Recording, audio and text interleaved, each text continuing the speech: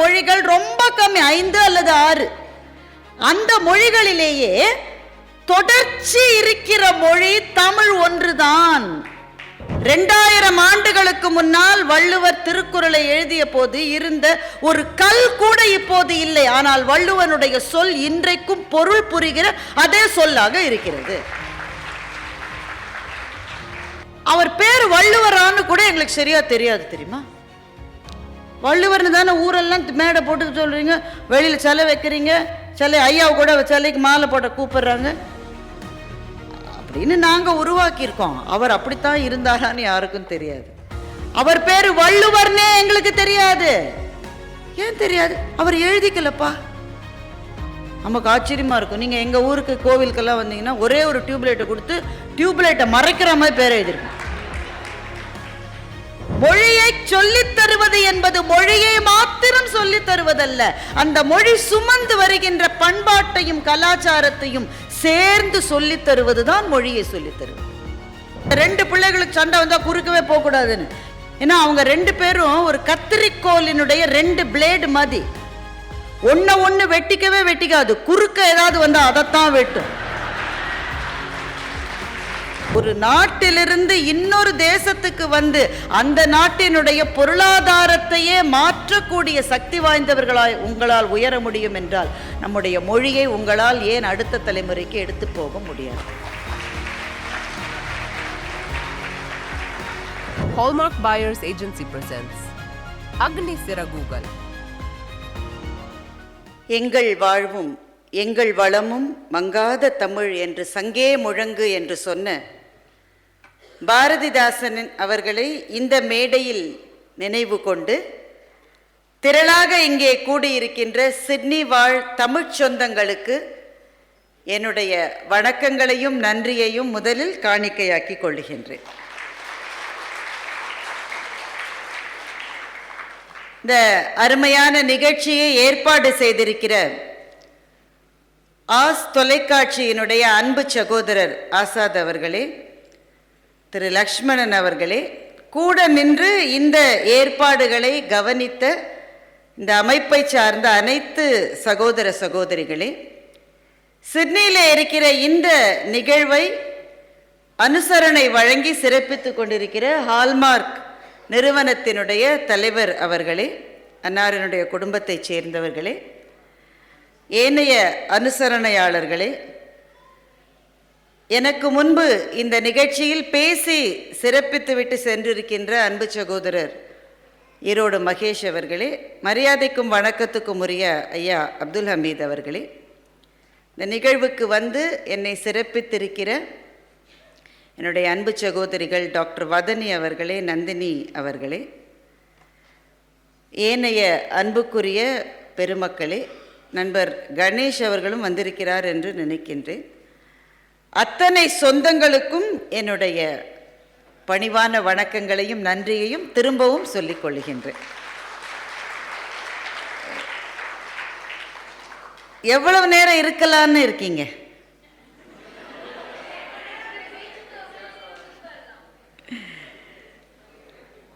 ஒரு சின்ன சோர்வு இருக்கிற போல எனக்கு தோணுது. அப்படியா? இல்லை, சரி. அரங்கு கொள்ளாத இந்த அவையை பார்ப்பது எந்த பேச்சாளருக்கும் பெரிய மகிழ்ச்சியை தரக்கூடியது. அன்பு சகோதரர் ஜெயராம் வந்திருக்கிறார், இப்போதுதான் நான் பார்க்கிறேன். அவருக்கும் என்னுடைய வணக்கங்கள். போன ஆண்டு கிட்டத்தட்ட இதே சமயத்தில் சிட்னியிலே நடந்த கம்பன் விழாவை மிகச்சிறப்பாக ஏற்பாடு செய்திருந்தார். அதற்கு வருகின்ற ஒரு பெரும் பேரை என்னுடைய குருநாதர் கம்பவாரதி இலங்கை ஜெயராஜ் அவர்களினுடைய ஆசையினால் நான் பெற்றேன். அந்த இனிய நிகழ்ச்சியையும் இப்போது நினைவு கூறுவதிலே மகிழ்ச்சி அடைகின்றேன். இத்தனை பெரிய அரங்கத்தை இங்கே பார்க்கிற போது அது எந்த பேச்சாளருக்கும் பெரிய மகிழ்ச்சியை தரும். எனக்கும் அது அப்படித்தான். உங்கள் ஊருக்கு வருவதே ரொம்ப மகிழ்ச்சி. எங்கள் நடுவர் பாப்பையா சாரிடம் ஒரு முறை கேட்டார்கள். சமீபத்தில் ஒரு ஆண்டு 2 ஆண்டு முன்பு ஒரு நேர்காணலில் கேட்டார்கள். நீங்க எத்தனையோ நாடுகளுக்கு போயிருக்கீங்க, உங்களுக்கு ரொம்ப மகிழ்ச்சியை தருகிற ஒரு நாடு, வாய்ப்பு இருந்தா திரும்பவும் போகிறதுக்கு எந்த நாட்டுக்கு விரும்புவீங்கன்னு கேட்ட போது பக்கத்தில் இருந்த நாங்கள் கூட அவங்க உறவுக்காரங்கள் அமெரிக்காவில் இருப்பதனால் அதை தான் சொல்லுவாருன்னு நினைச்சோம். ஆனால் கொஞ்சம் கூட யோசிக்காம இன்னொரு வாய்ப்பு கிடைத்தால் ஆஸ்திரேலியாவுக்கு நான் போக விரும்புவேன் என்று சொன்னார். அத்தனை அழகான அந்த நாட்டிலே வசிக்கிற பெரும் பேரை பெற்றவர்கள் நீங்கள் எல்லாரும்.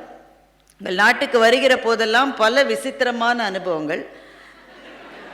நேற்றைக்கு மெல்பர்னில் ப்ரோக்ராம் இருந்தது எங்களுக்கு.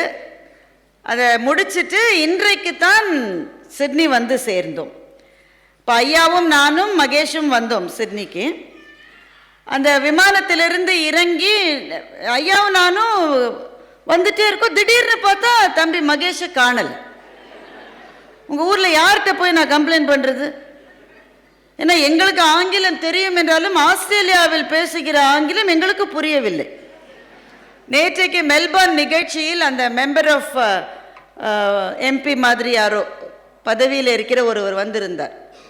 அவர் எல்லார் பேரையும் சரியாக சொன்னார். ஆசாத் பேரை கரெக்டாக சொல்கிறார், ஐயா பேரை கரெக்டாக சொல்கிறார், மகேஷ் பேரை கரெக்டாக சொல்கிறார். என்னுடைய பேரை எப்படி சொன்னார் தெரியுமா? பராச்சி பாஸ்கர். கேளுங்க, ஆசாத்தை கேட்டு பாருங்க. அப்போ என் பேரையே சொல்ல தெரியல, மகேஷை காணும், நான் யார்கிட்ட போய் கம்ப்ளைண்ட் பண்ணுவது? பயந்து போய் திரும்பி பார்த்தால் அவர் கழுத்தில் ஒரு மாலை அணிந்திருப்பார் மகேஷ். இன்னைக்கு கோட்டு போடுறதுனால உங்களுக்கு தெரியல. அந்த மாலை என்ன என்று இந்த நாட்டிலே வாழுகிற ஒரு பெண்மணி கேட்டிருக்கிறார். உடனே விமானத்தில் இருந்த எல்லா பெண்களையும் கூட்டி அத்தனை பேருக்கும் அந்த மாலையினுடைய மகத்துவத்தை விளக்கி ஏர்போர்ட்டிலேயே ஒரு சிறு மாநாட்டை நடத்தின மகேஷை நாங்கள் கஷ்டப்பட்டு கூட்டிட்டு வந்தோம் இந்த நிகழ்ச்சிக்கு. இதெல்லாம் சொல்லி காட்டலன்னா அதுக்குள்ள கிளம்பி போயிட்டார். எங்கள் நாட்டில் நேற்றைக்கும் இதை நான் சொன்னேன். எங்கள் வீட்டில் நிறைய பேர் வீட்டில் அப்படி ஒரு வழக்கம் இருக்கும் தானே. வெளிநாட்டுக்கு போகிறோம், நீண்ட பயணத்துக்கு போகிறோன்னா வீட்டில் இருக்கிற பெரியவர்களுக்கு வணக்கம் செலுத்தி விட்டு வருவது ஒரு மரபு. அவங்க ஆசீர்வாதம் பண்ணுவாங்க. எங்கள் வீட்டில் அப்பத்தாட்ட போய் காலில் விழுந்து ஆசீர்வாதம் வாங்கும்போது எப்போவுமே ஒன்று ஒரு எலுமிச்சம்பழத்தை கொடுப்பாங்க, இல்லைனாக்கா ஒரு வேப்பிலை எடுத்து தலையில் சொருகுவாங்க. காற்று கருப்பு அண்டாமல் இருக்கணும். இந்த தடவை அவங்கள்ட்ட காலில் விழும்போது வேண்டாம் வேண்டாம் வேண்டாம். என்ன வேணாம்? வேப்பிலை கீப்பிலை வச்சிடாத அப்பத்தா. ஏன்னா உங்கள் ஊரில் மல்லிப்பூ வச்சுட்டு வந்தாலே 1,00,000 ரூபாய் ஃபைன் போட்டுருங்க. ஆனால் அவ்வளவு எச்சரிக்கையாக இருந்து சில விஷயம் நடக்காது பாருங்க.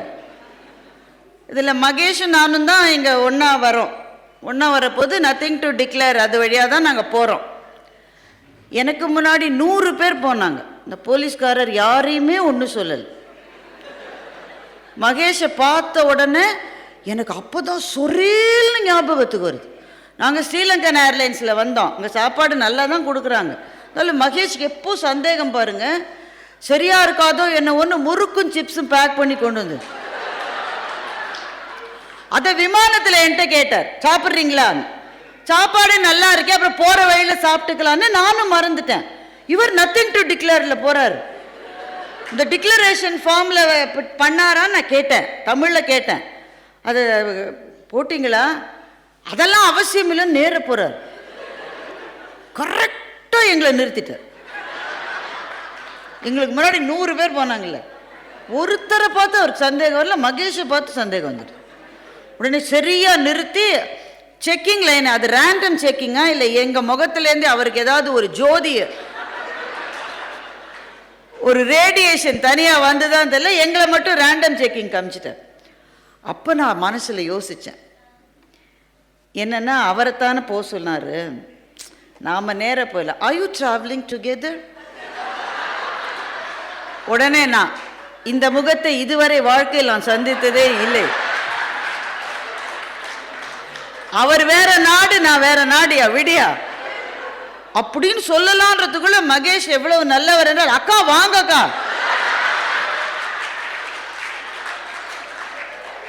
மற்ற நேரத்தில் ஒரு உறவும் கிடையாது. அந்த நேரத்தில் அக்கா வாங்க என்னவோ பெரிய 5 ஸ்டார் ஹோட்டல் கூட்டிட்டு போற மாதிரி.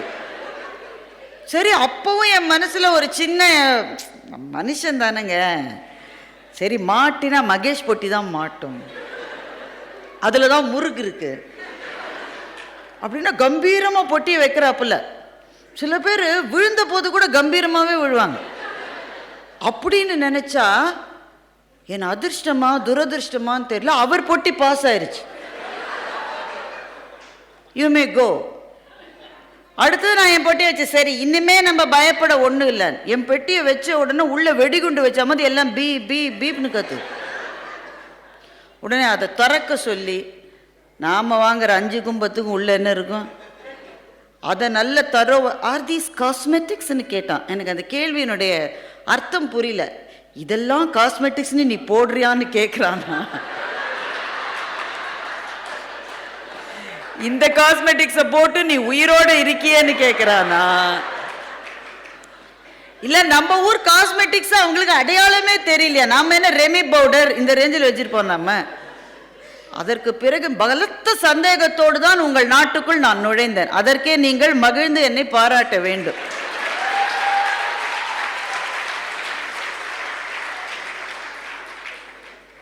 அப்போ ஒரு பஞ்சாபி சகோதரர் வர்றார் பின்னாடி, என்னென்னலாம் கொண்டு வராங்க,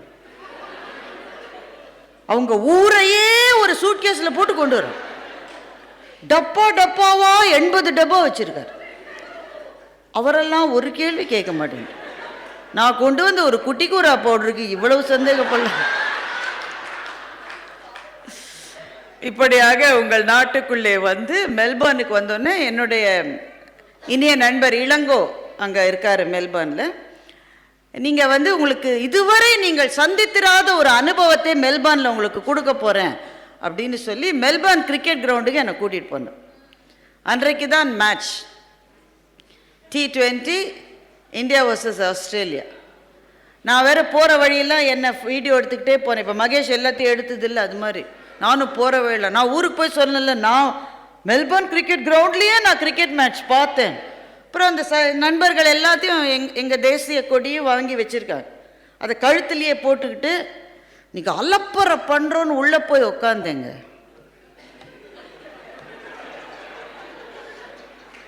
கொஞ்ச நேரம் கழித்து கொடி எடுத்து தனியாக வச்சுட்டேன். நம்ம நாட்டுக்கு அவமானத்தை நாமே தேடித்தரலாமா?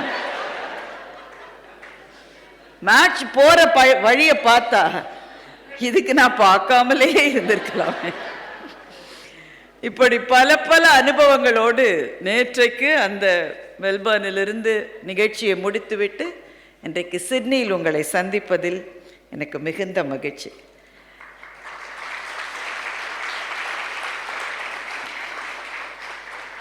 எனக்கு முன்னாலே பேசிய மகேஷும் சரி, ஐயா அப்துல் ஹமீதும் சரி, அவர்கள் பேசிய பேச்சினுடைய ஆழமும் விரிவும் வீச்சும் நகைச்சுவையும் சிந்தனைகளும் இன்னமும் இந்த அரங்கத்தில் சிதறி கிடக்கின்றன. ஆனால் இங்கே சிதறி கிடப்பதற்காக அல்ல, நீங்கள் கையோடு எடுத்து செல்லுகின்ற அளவு ஆழமான சிந்தனை வித்துக்களை இந்த மண்ணிலே ஊன்றிவிட்டு சென்றிருக்கிறார்கள்.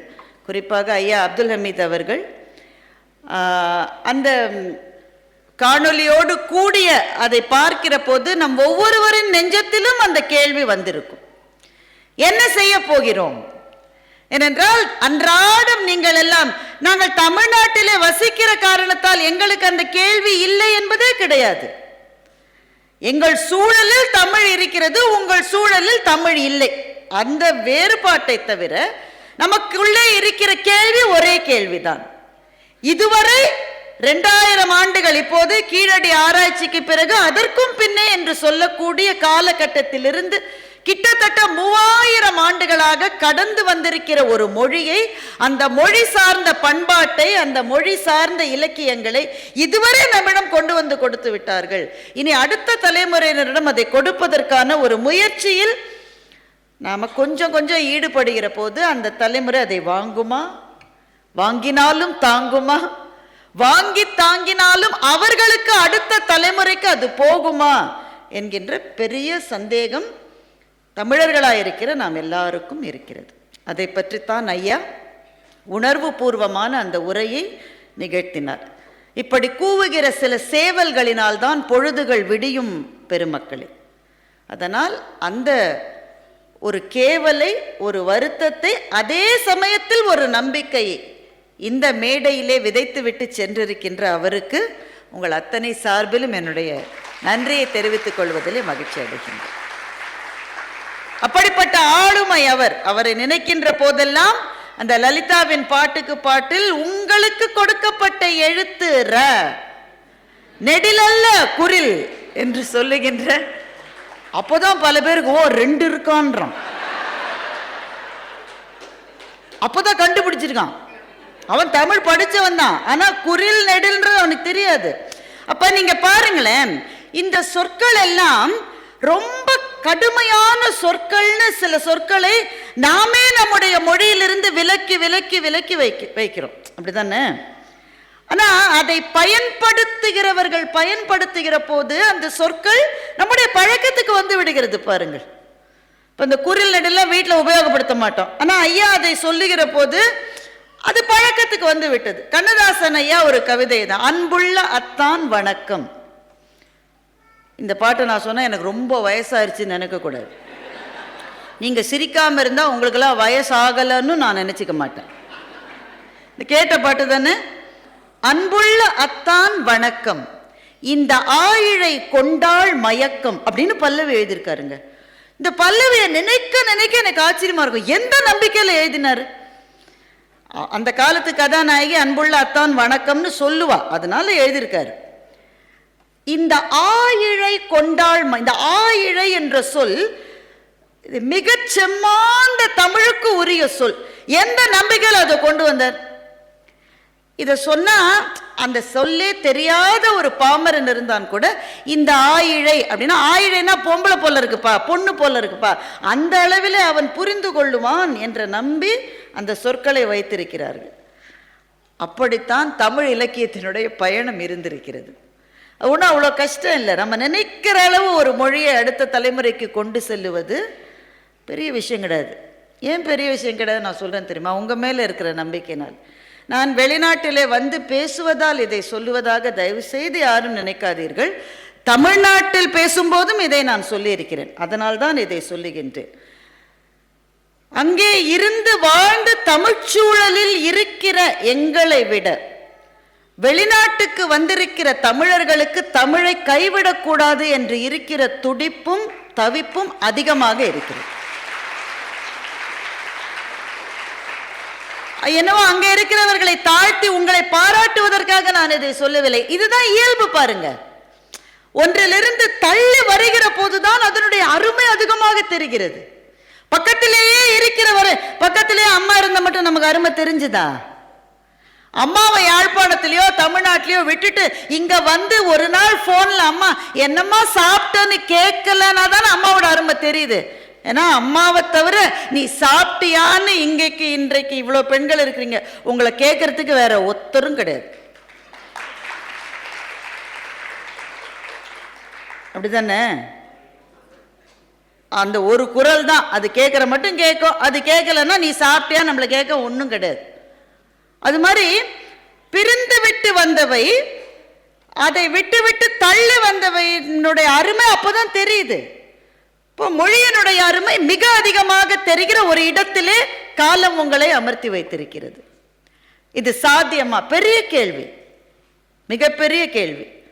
ஏன்னா அந்த குழந்தை வாழ்கிற சூழலில் அதுகிட்ட நீங்க எவ்வளவு தூரம் தான் சொல்ல முடியும்? அது ஐயா வந்து பேச்சினுடைய நிறைவிலே அதை சொன்னார்.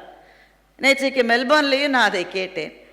எனக்கு ஒரு ஒரு ஒரு சுவாரஸ்யமான ஒரு அப்சர்வேஷன் எனக்கு உண்டு.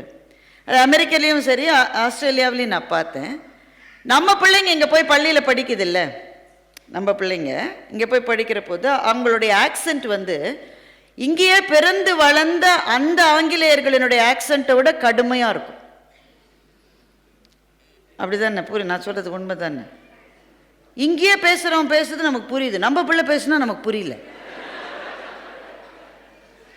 ஏண்டா அவன் பேசுறது எனக்கு புரியுது, நீ பேசுறது ஏன் எனக்கு புரியல? அவங்க பராட்டினாலும் நமக்கு புரியுது தானே? நல்ல வேளை வராட்டின்னு சொல்லாமல் என்ன பராட்டின்னு சொன்ன நமக்கு புரியுது தானே? ஆனால் ஆனா நம்ம பையன் தான் பேசுறான். அவன் நம்ம கிட்ட வேற இங்கிலீஷ் பேசுறான், வெளியில போனா வேற இங்கிலீஷ் பேசுறான். இவன் எப்படி இவ்வளவு ஆஸ்திரேலியனாக மாற முயற்சி செய்கிறான்னா அந்த குழந்தைக்கு வேற வழி இல்லை. அது போல செய்தல்னு சொல்லுவாங்க. அங்க போய் அவனை அக்செப்ட் பண்ணிக்கணும்னா அவன் கடுமையா முயற்சி செய்யணும், இன்னும் கடுமையா முயற்சி செய்யணும். அவன் இதற்கெல்லாம் ஒரு பேர் இருக்கா? நம்ம பிள்ளைங்க நம்ம தான் பெற்றோம், வளர்த்தோம், நாம தான் இங்க கொண்டு வந்தோம். ஒன்று நமக்கான வாழ்க்கையை தேடி இங்க வந்தோம், இல்லை வேற வழி இல்லாம வந்தோம். ஆசைப்பட்டா வந்தோம், வழி இல்லாம வந்தோம். எங்க மண்ணையும் அந்த மண்ணினுடைய மனத்தையும் எங்கள் மண்ணிலே மறைந்திருக்கிற வீரத் தழும்புகளையும் நெஞ்சத்திலே சுமந்து கொண்டு வேற வழி இல்லாம வந்தவர்கள் உங்களில் எத்தனை பேர்? வந்துட்டோம், பிள்ளைங்க பிறந்து வளருது, நம்ம கண்ணால பார்த்து வளர்ந்த நம்ம பிள்ளைதான் இங்க இருக்கிறவர்கள் மாதிரி அதிகமா நடிக்குது. நாமுமே அதைத்தான் செஞ்சுக்கிட்டு இருக்கோம்னு வைங்க. நம்ம செய்யல, நாம அதைத்தான் செய்யறோம், அதுவும் அதைத்தான் செய்யுது. என்னடா உன்னோட ஆக்ஷன் ரொம்ப அதிகமா இருக்குன்னா அவனுக்கு வேற வழி இல்லை. ஸோ எல்லா மானுடத்துக்கும் பொதுவான ஒன்று, நீங்கள் இருக்கிற குழுவில் உங்களுக்கான அடையாள தேடல் அந்த குழுவோட மர்ஜ் ஆக நம்ம விரும்புவோம். அதைத்தான் நம்ம பிள்ளைகள் செய்கிறார்கள்.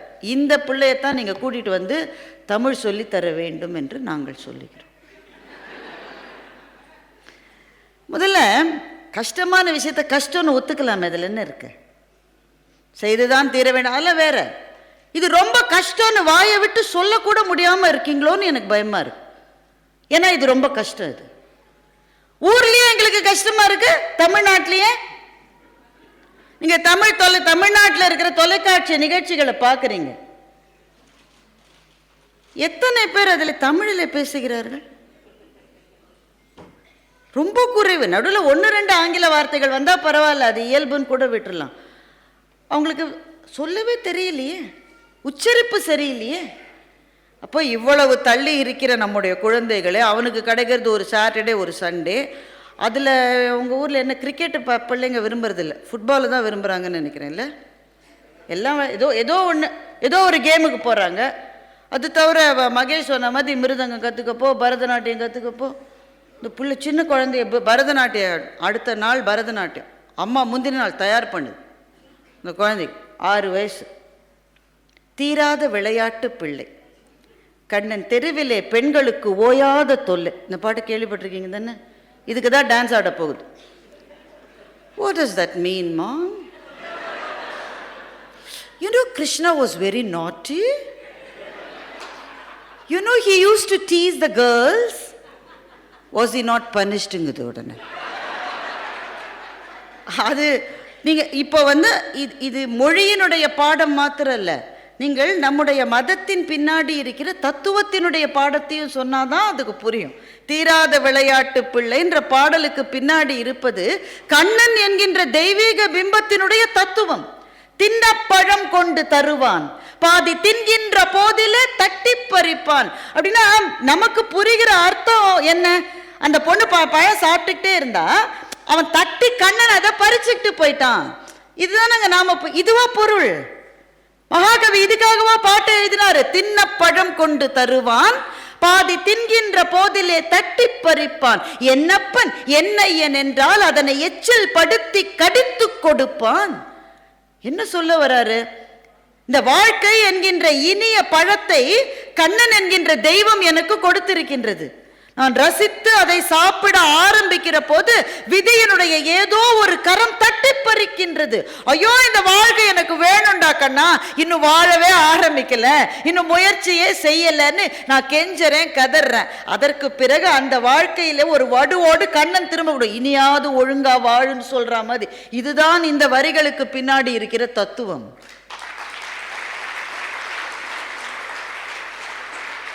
நமக்குன்னே மகாகவி எழுதின மாதிரி இல்லை. ஏதோ ஒரு கட்டத்தில், குறிப்பா நீங்க அந்த மிட் லைஃப் கிரைசிஸ்னு சொல்றோம்ல, நடுத்தர வயதினுடைய சவாலுக்கு பக்கத்திலே வருகிற போது திடீரென்று அது தோன்றுகிறது. 40 நிறைய பேர் கொண்டாட மாட்டேன்றோம். 40 அது பேரும் 50 வந்தா அவன் கண்டர் கிரவுண்டுக்கு போறான். ஆனாலும் வீட்டுக்காரம்மா விட மாட்டேங்குது. வீட்டுக்காரருக்கு 50 வயதாகிவிட்டால் இந்த அம்மா உடனே எல்லா ஃப்ரெண்ட்ஸுக்கும் ஃபோன் பண்ணி, அவருக்கு 50 வயசு ஆக போது, நீ ஒரு வீடியோ கொடு. எதுக்கு? ஊருக்கெல்லாம் அவருக்கு 50 வயசு ஆச்சுன்னு தெரியறதுக்காக. உடனே அவருக்கு இப்பதான் 50 ஆகுதான்றது ஒரு அம்மா. நான் கூட 62 நினைச்சேங்க. அன்றைக்கு மகிழ்ச்சி தான், பிறந்த நாள் கொண்டாட்டம் எல்லாம் ஆண்களுக்கும் சரி பெண்களுக்கும் சரி. நம்ம என்ன தடுத்தாலும் நம்ம விட்டு போயிட்டே இருக்கிற ஒண்ணு வயசு தானுங்க. நான் இருக்குதான் நினைக்கிறேன் 20லயே, அது விட மாட்டேங்குது, அவ்வளவு தூரம் போயிருச்சு. ஐயோ, இனிமையாவது இருக்கிற வாழ்க்கையை சரியா வாழணும்ன்ற எண்ணம் அந்த 40லிருந்து 50 வரை வராதவர்கள் ஒருத்தர் கூட இந்த பிரபஞ்சத்தில் இருக்கவே முடியாது. டைம் இஸ் ரன்னிங் ஷார்ட், சீக்கிரமா முடிய போகுது. இன்னும் பாதி வாழ்க்கை தான் இருக்கு. இனி சரியா வாழணும்ன்ற எண்ணம், அதுதான் இந்த வரியில பாரதியார் சொல்லுவது. என்னப்பன் என்னையன் என்றால் அதனை எச்சில் படுத்தி கடித்து கொடுப்பான். கண்ணன் திரும்ப இந்த வாழ்க்கையை பிரசாதமா கொடுத்திருக்கான். இனிமேலாவது பிரசாதம்னு தெரிஞ்சு சரியாவா. இதுதான் இந்த பாடலினுடைய பொருள், தாத்பரியம். இது 6 வயசு பிள்ளைகிட்ட எப்படிங்க சொல்லுவீங்க? நமக்கே புரியலையே. முதல்ல அந்த தமிழை விளக்கணும். நீங்க விளக்குறது இப்படி விளக்கிட்டீங்க. he was very naughty, he teased the girls. அதற்கு பின்னாடி இருக்கிற தத்துவத்தை சொல்லி, நீ ஆடுகிற ஆட்டம் என்பது வெறும் ஆட்டம் அல்ல, இது ஒரு கலாச்சாரத்தினுடைய, ஒரு மதத்தின் தத்துவத்தினுடைய பின்னணி. மூச்சு வாங்கல, எனக்கே மூச்சு வாங்குது. இப்போ உங்களுக்கு இருக்கிற அந்த வேலை எவ்வளவு பெரியதுன்னு பார்த்தீங்களா? மொழியை சொல்லித் தருவது என்பது மொழியை மாத்திரம் சொல்லித் தருவதல்ல, அந்த மொழி சுமந்து வருகின்ற பண்பாட்டையும் கலாச்சாரத்தையும் சேர்ந்து சொல்லித் தருவதுதான் மொழியை சொல்லித் தருவது. எனவே எப்படி சொல்லலாம் என்றால், ஒரு விஷயம் சொல்லலான்னு எனக்கு தோன்றுகிறது. நீங்க அவரவர்கள் தனித்தனி விதத்தில் தான் அதை முயற்சி செய்து பார்க்க வேண்டும். ஏன்னா இதுல எல்லா பிள்ளைகளையும் உட்கார வைத்து சொல்லித் தருகிற கணக்கு பாடம் அல்ல இது. இது கலாச்சார பாடம், இது மொழியினுடைய பாடம். இதை எப்படி சொல்லித் தரலாம் என்று எனக்கு தோன்றுகிறது. அதைத்தான் நேற்றைக்கு நான் சொன்னேன். அப்துல் ஹமீத் ஐயா அவர்கள் சொன்னார்கள், பிள்ளைகளிடம் நாம் உண்மையா பேசணும். ஒரு உண்மையை பேசலாம். கடை நீ எவ்வளவு ட்ரை பண்ணாலும் அவன் ஆளுன்னு ஒத்துக்க மாட்டான்ப்பா. பயங்கரமா எல்லாரும் ஒன்னா தான் இருப்பாங்க. ஆனா நீ அந்த ஜோதியில நீ ஐக்கியமாக முடியாது. ஏதோ ஒரு தருணத்தில் நீ அது நான் அது எப்படி அவங்க சொல்லிடுவாங்க. அப்போ அவர்களினுடைய அடையாளத்தோடு நீ உன்னை சேர்த்து கொள்ளுகிற முயற்சியை விட, இதுதான் என் அடையாளம் என்று நிற்பதிலே உனக்கு பெருமை இல்லையா என்ற செய்தியை ஒருவேளை பிள்ளைகளிடம் சொல்லிவிட முடிந்தால், அதற்கு அடுத்த கட்டமாக அப்போ உன்னோட மொழியை தெரிஞ்சுக்க.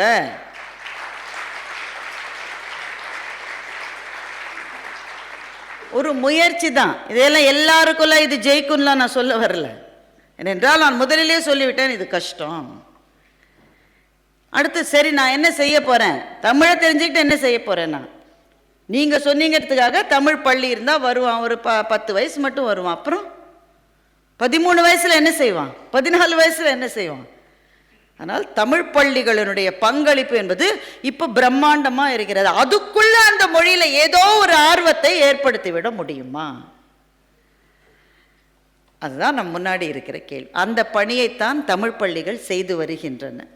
இப்போ கம்பன் கழகம் போன்ற அமைப்புகளை ஜெயராம் போன்றவர்கள் நடத்துவது, ஏன்னா அவங்களுக்கு வேற வேலையோடு தான் இதை செய்கிறார்கள். என்ன காரணம்னா, அது காதிலே விழுகின்ற போது இந்த மொழி சார்ந்த இலக்கியத்துக்கு இப்படி ஒரு அழகு இருக்குன்றது 10 பிள்ளைல ஒரு பிள்ளைக்கு புரிஞ்சா கூட அந்த முயற்சி மிகப்பெரிய வெற்றி என்று தான் நான் நினைப்பேன்.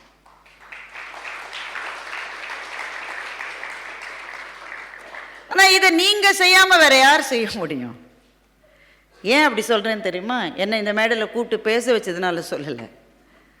நீங்கள் வாழ்க்கையினுடைய மிக கடுமையான ஒரு பங்கை ஏற்கனவே செய்து முடித்தவர்கள். நீங்கள் இன்னொரு நாட்டிலிருந்து கிளம்பி இங்கே வந்து உங்களுக்கான ஒரு வாழ்க்கையை, ஒரு ஒரு ஒரு இருப்பிடத்தை அமைத்து கொண்டு நீங்கள் வாழ்கிறீர்கள். இது என்ன சாதாரண முயற்சியா? முதல்ல வந்திருப்பீங்க ஒரு குடும்பத்துல, நீங்க 4ஆவதா வந்தா 5ஆவதா வந்தாலே கஷ்டம்தான். ஆனா அந்த குடும்பத்திலேயே ஆளா நீங்க இங்க வந்து இறங்கியிருந்தா மறந்துட்டீங்களா? அது எல்லாத்தையும் எவ்வளவு பயமா இருக்கும்ல. அவங்க பேசுறதுக்கு பதில், ஒரு படத்துல ரஜினி சார் சூப்பர் ஸ்டார் சொல்லுவார்ல, எதை கேட்டாலும் ஏஸ் ஏஸ் தேங்க்யூ. நாம இப்படியே எத்தனை நாள் கழிச்சிருக்கோம். அவன் சொல்றதுக்கெல்லாம் எஸ் எஸ் தேங்க்யூ. எதுனால அவ்வளோ ஒபீடியன்ட்டா? புரியலைங்க, புரியல, என்ன சொல்றதுன்னு தெரியல. எந்த ஜென்மத்தில் யாழ்ப்பாணத்திலையோ சென்னையோ நம்ம ஷூ போட்டு நடந்திருக்கோம் சொல்லுங்க? ஷூ ஒரு கோட்டா அது, அதை தனியாக எடை போட்டால் நம்ம வெயிட்டை விட அதிகமாக இருக்கும் போல இருக்கு. உங்கள் ஊரில் எனக்கு தெரியல, மெல்பர்னில் சொன்னாங்க ஒரு நாள்லேயே 4 வெதர் வருமாமே. மழையும் பெஞ்சு வெயிலும் அடித்து காற்றும் அடித்து கீழே விழுந்து எந்திரிச்சா திரும்ப எல்லாம் பல நல்லா இருக்குமா. என்ன சட்டையை போடுவீங்க? நாம யாழ்ப்பாணத்தில் இருந்த போது இல்லை சென்னையில் இருந்த போது தாவணியை சரியா பின் பண்ணு, சல்வார் கமீஸ் போட்டா துப்பட்டாவினுடைய 2 இதையும் 2 பின் பண்ணு. இன்னைக்கெல்லாம் பிள்ளைட்டு சொன்னா சிரிக்குது. நீங்களெல்லாம் கற்காலத்தில் வாழ்ந்தீர்களான்னு கேட்குது, நம்ம சொன்னாலே சிரிக்குது. இன்றைக்கு தாவணி என்பது சல்வார் கமீஸில் துப்பட்டாவை பின் போட்டு போடுவது என்பதெல்லாம் நம்ப முடியாத வழக்கங்கள். நம்ம வந்தப்போ அப்படித்தானே இருந்தோம். நம்ம ஊரே நம்ம பார்த்து கைகொட்டி சிரிக்கிறதா எப்பவுமே நமக்கு பயமா இருக்கும்ல. அதனோடு தானே வாழ்ந்தோம். ஆனா வாழ்ந்த அந்த வாழ்க்கையினுடைய பயங்களை வென்று வென்று வென்று எடுத்து இன்னைக்கு இந்த மண்ணில் நீங்க கார் ஓட்டிட்டு போற அந்த வேகத்தை பார்க்குற போது எங்களுக்கெல்லாம் எவ்வளவு பெருமையா இருக்கு தெரியுமா? ஜெயிக்க முடியும் நம்மால.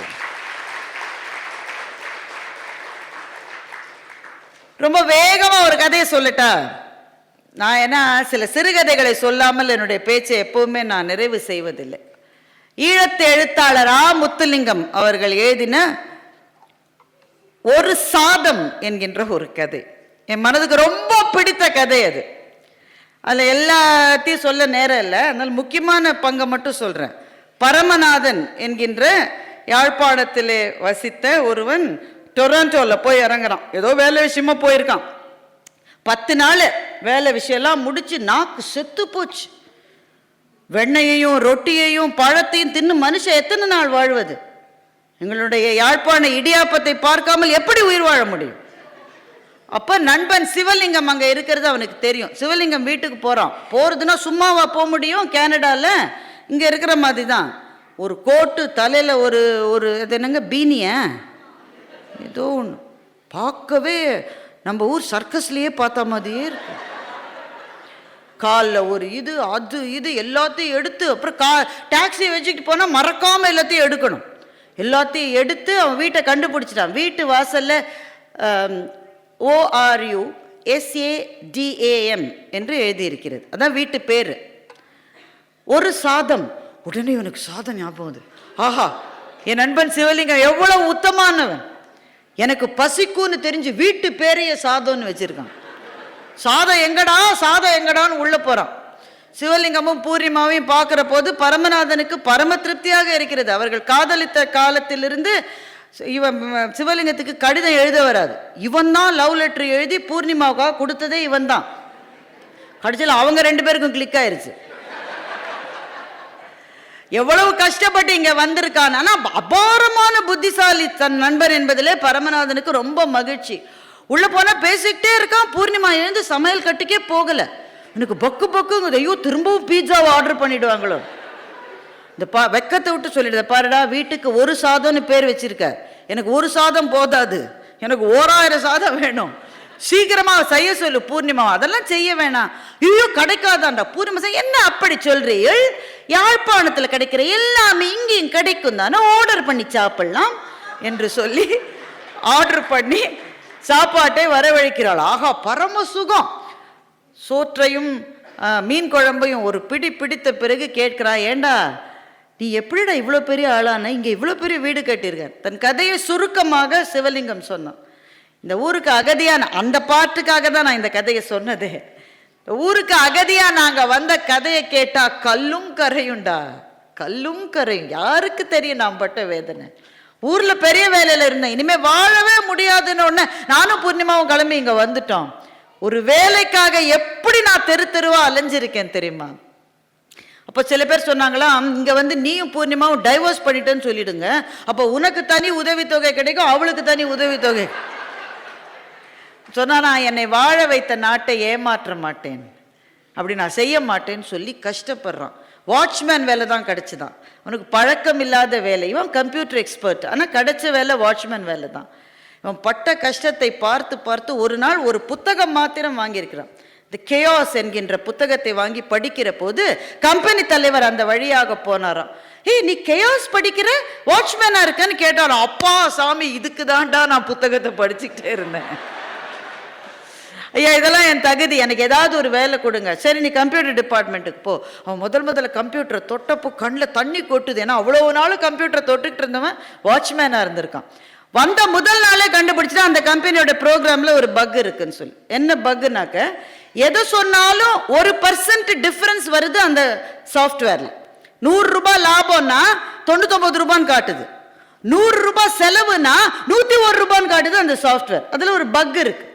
இந்த பக் எப்படி இருக்கிற தலைவர் சொல்லிட்டார், அதெல்லாம் ரெக்டிஃபை பண்ண முடியாது, அதுக்கெல்லாம் போகாத, நாங்கள் 7 வருஷம் ட்ரை பண்ணிட்டோம், that buck cannot be rectified, நீ பாட்டுக்கு உன் வேலையை செய்யணும். ஆனால் இவனுக்கு பைத்தியம் பிடிச்சிருச்சு. 3 மாதம் ராத்திரி பகலா அதையே பார்த்து பார்த்து 170 பக்கம் இருக்கிற சோர்ஸ் கோடை பார்த்து பார்த்து பார்த்து கண்ணு பூத்து போய் பூர்ணிமா சொன்ன, இப்போ நிஜமாவே நான் அவனை டைவர்ஸ் பண்ணிடுவேன்.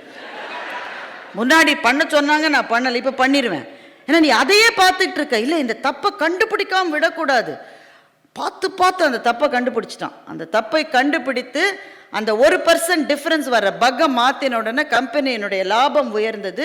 இவனுக்கு 2-3 ப்ரமோஷன் கொடுத்து அப்படித்தான் அந்த வீட்டை கட்டினான். இந்த கதையை சிவலிங்கம் சொல்லி முடித்த உடனே பரமநாதன் கேட்டான், அப்போ வீட்டு பேரு சாதம்னு வச்சிருக்கேன். மக்கு அது சாதம் இல்லடா, சதம்டா. 1%னால தான்டா என் வாழ்க்கை மாறிச்சு, அதனால 1 சதம்னு வச்சிருக்கேன். உனக்கு இருந்த பசியில எல்லாமே சாதமா தெரிஞ்சது. முத்துலிங்கத்தினுடைய அருமையான சிறுகதை. அந்த கதையை ஏன் எனக்கு ரொம்ப பிடிக்கும் என்றால், அதுல இருக்கிற அந்த ஒரு பாட்டு தான். நம்ம வாழ்கிற நாட்டிலே வாழ்கிற போது நம்மை நிரூபிக்க வேண்டும்னு அவ்வளவு துடிக்க மாட்டோம். ஆனால் வெளிநாட்டுக்கு போய் எங்கெங்கயோ படிச்சுட்டு ஒரு வாட்ச்மேனா அப்படித்தானே ஆரம்பிச்சிருப்பாங்க. அவர்கள் சிந்திய ரத்தத்துக்கு பிறகுதான் அடுத்தவரே உள்ள போக முடியும். அப்படித்தானே இந்த இடத்துல வந்து இருந்திருப்பீர்கள். இப்ப இவ்வளவு கஷ்டமாக ஒரு நாட்டிலிருந்து இன்னொரு தேசத்துக்கு வந்து அந்த நாட்டினுடைய பொருளாதாரத்தையே மாற்றக்கூடிய சக்தி வாய்ந்தவர்களாய் உங்களால் உயர முடியும் என்றால், நம்முடைய மொழியை உங்களால் ஏன் அடுத்த தலைமுறைக்கு எடுத்து போக முடியாது?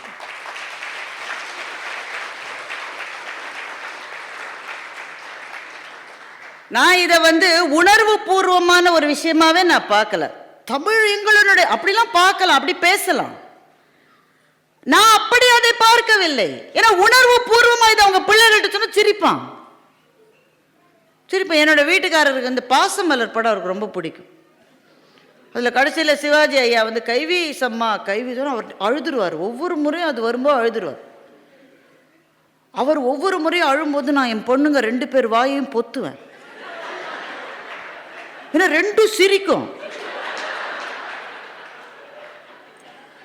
அந்த இமோஷன் அவங்களால புரிஞ்சுக்க முடியலைங்க.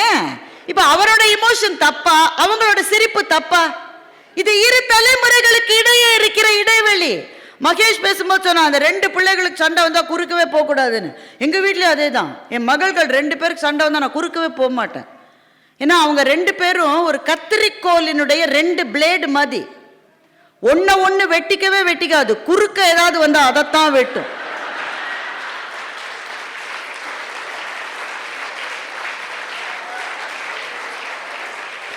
உங்களுக்கு எல்லாம் 2 பிள்ளை இருந்தா இந்த கத்திரிக்கோலை நினைவு வச்சுக்கிட்டே போங்க.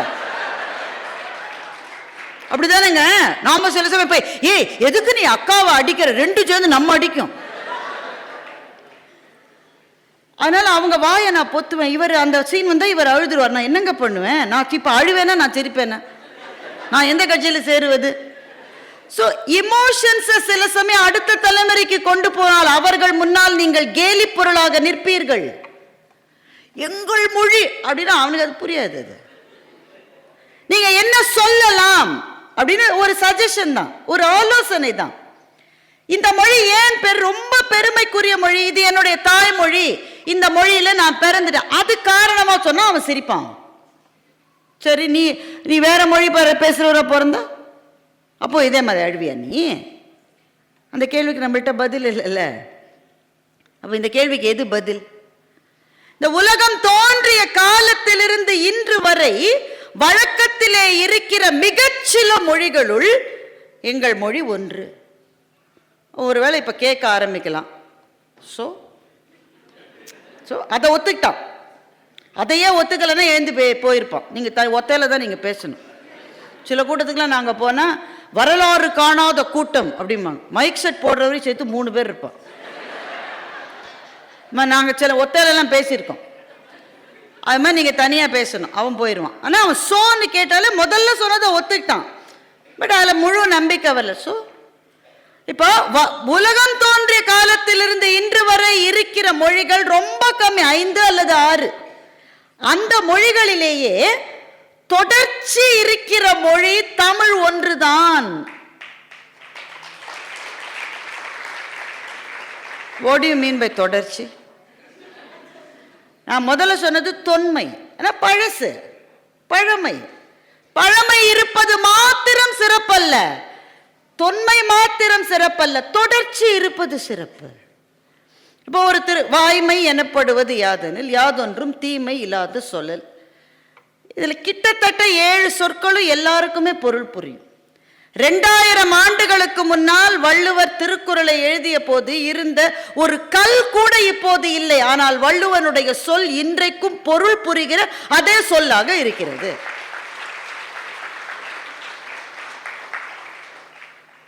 சரி, இப்போ வள்ளுவம்னா என்ன? இன்றைக்கு ஒரு அப்பா அம்மா எங்களோட வந்து படம் எடுத்துக்கிட்டாங்க. 2 பிள்ளையில் ஒரு பிள்ளைய திருக்குறள் சொல்ல சொன்னாங்க. அதுவும் அங்கே உட்காந்துருக்கு, அந்த பிள்ளை தான் சொல்லிச்சு. அகர முதல் அதோ அவர் தான். வாழ்த்துக்கள், வாழ்த்துக்கள். கற்பதனால் கற்க கசடர கற்றவை கற்றப்பு நிற்க அதற்கு தக.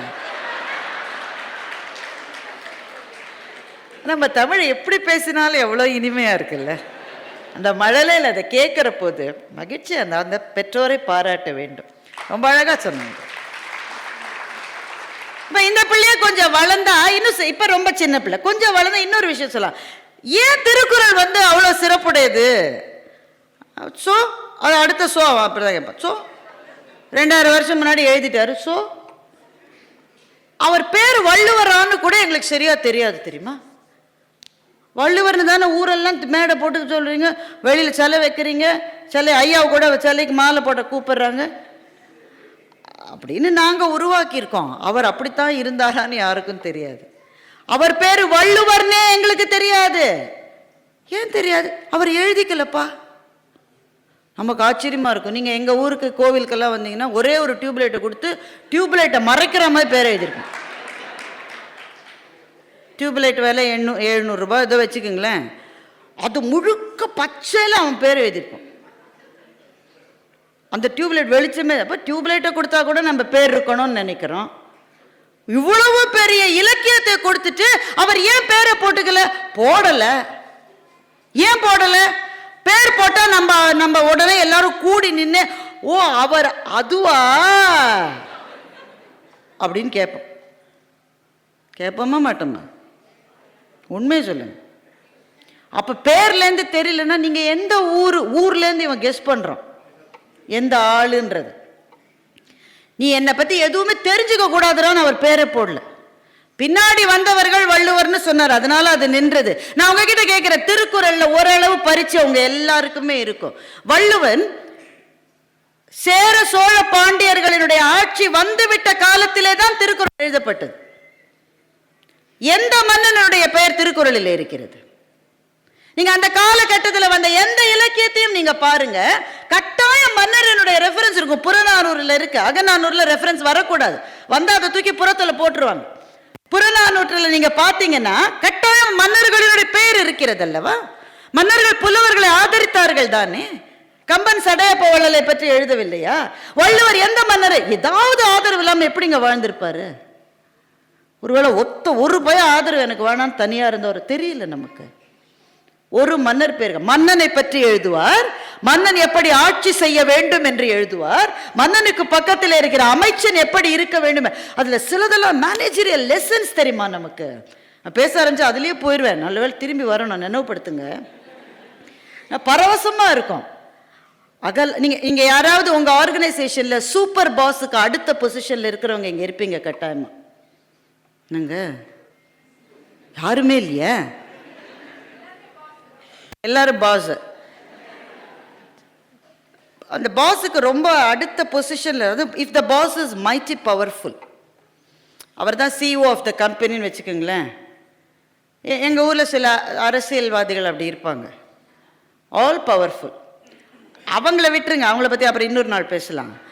அதுக்கு அடுத்த பொசிஷனில் ஒருத்தர் இருக்கான்ல, அவனோட வாழ்க்கையை யோசிச்சு பார்த்துருக்கீங்களா? இந்த பாஸ் என்னைக்கு அவருக்கு ஒலை வைப்பான்னு பாஸுக்கு. ட்ரம்ப் அடுத்த நாள் என்ன சொல்ல போறாரு யாருக்கா தெரியுமா? அவருக்கே தெரியாது. ஜேடி வான்ஸுக்கு தெரியுமா? தெரியாது. உஷா வான்ஸுக்கு தெரியுமா? அவங்களுக்கும் தெரியாது. என்ன சொல்ல போறாருன்னே தெரியாது. முதல் நாள் 25, அடுத்த நாள் 50, அடுத்த நாள் 100 சொன்னாலும் சொல்ல முடியாது. இப்ப இவருக்கு கீழே ஒருத்தர் வேலை செஞ்சா அவர் எப்படி இருப்பார் யோசிச்சு. பாம்புன்னு தாண்ட முடியாது, பழுதுன்னு மிதிக்க முடியாது. ரொம்ப அந்த ஆள் கண்ணிலேயே நான் படலப்பான்னு போயிட்டான்னா பவரே இருக்காது. அந்த ஆள் கண்ணில் படப்படதானுங்க உங்களுக்கு பவர். அவன் பக்கத்திலே இருக்கணும், அப்போதானே நீங்கள் சுற்றி இருக்கணும். ஏய் பாஸ் பக்கத்திலே இருக்கோம், இந்த ஆள் பெரிய ஆள் போல், அப்படி தானே நினைப்பான். பாஸ் இருந்து நீ தள்ளி வந்தனா இது ஒன்று வெத்து ஒன்றும் கிடையாதுன்றோம். ஸோ கொஞ்சம் பக்கத்தில், ரொம்ப பக்கத்தில் போனால் அவன் நெருப்பு வச்சு தலையில் வைக்கிறான். எப்படி இருப்புன்னு உங்களுக்கு தெரியல. How close or how far? Valluvar சொல்றாரு, அகலாது அணுகாது தீக்காய்வார் போல. இந்த உதாரணம் 2000 வருஷம் கழிச்சு இன்னைக்கும் நெருப்பு காயறவன் ரொம்ப தள்ளி போயிட்டா அந்த சூடே வராது. ரொம்ப பக்கத்துல போயிட்டா நெருப்பு அவனை எரிச்சிடும். பவர் சென்டருக்கு பக்கத்துல இருக்கியா, நீ எப்படி தெரியுமா இருக்கணும்? நெருப்புல குளிர் காய்கிற மாதிரி அகலாது அணுகாது தீக்காய்வார் போல இருக்கணும்னு வள்ளுவர் சொல்லியிருக்காரு. இது நினைக்க எனக்கு ஆச்சரியமா இருக்கு. 2000 வருஷங்களா இதனுடைய ரெலவன்ஸ் எப்படி இருக்கு பாருங்க. அதே கேள்விக்கு திரும்பி வருவோம். ஆனா ஒரு மன்னர் பேர் இல்ல. மலைகளை பற்றி சொல்லுவார், ஒரு மலையினுடைய பெயர் கூட இருக்காது. நதிகளை பற்றி சொல்லுவார், எந்த நதியினுடைய பெயரும் கிடையாது. அப்ப காவிரி இல்லையா, வைகை இல்லையா, எந்த நதி இல்லை, ஒரு நதியினுடைய பெயரும் இருக்காது. கடல்களை பற்றி சொல்லுவார், எந்த கடலின் பெயரும் அதிலே இருக்காது. மன்னர்கள் கிடையாது, அமைச்சர்கள் கிடையாது, எந்த தெய்வத்தினுடைய பெயரும் குறிப்பிடப்படாது. அன்றைக்கு இருந்த சமய நம்பிக்கைகளிலே வாழ்ந்த தெய்வங்களினுடைய ரெஃபரன்ஸ் இருக்குமே தவிர இதுதான் தெய்வம் என்று கை நீட்டி ஒரு தெய்வத்தையும் சொல்ல மாட்டார். இப்போ ஒரே ஒரு செகண்ட் நீங்க யோசிச்சு பாருங்களேன், ஏன் இந்த அளவு எல்லா விஷயத்தையும் பொதுமைப்படுத்துகிறார்? ஜெனரலைசேஷன் வார்த்தைக்கு உதாரணமே வள்ளுவர் தான். எதுக்குள்ளே அவரை நீங்க அடைச்சிட முடியாது. ஓ அவர் அந்த நாட்டுக்காரர், ஓ இவர் சேர நாட்டுக்காரர்ப்பா, இவர் இந்த மதம்ப்பா, இவர் இந்த சாதிப்பா. ஒன்னே ஒண்ணுதான் அவரை பத்தி நமக்கு ஆத்தென்டிக்கா தெரியும், அவர் தமிழர் என்ற ஒரு விஷயம் தான் ஆத்தென்டிக்கா தெரியும். அப்ப எதற்காக ஒரு புலவன் தன்னை இந்த அளவு ஜெனரலைஸ் பண்ணி ஒரு காப்பியத்தை எழுதணும்? ஏனென்றால் நீ உன்னை அடையாளப்படுத்தி கொண்டால் அடுத்து இருக்கிறவர் உன்னை படிக்க மாட்டார், நீ சொல்லுவதை ஏற்றுக்கொள்ள மாட்டார். பொதுமறை என்ற சொல்லுக்கு இந்த உலகத்திலேயே ஒரே ஒரு இலக்கியம் துணை நிற்கும் என்றால் அது திருக்குறள் மாத்திரம்தான்.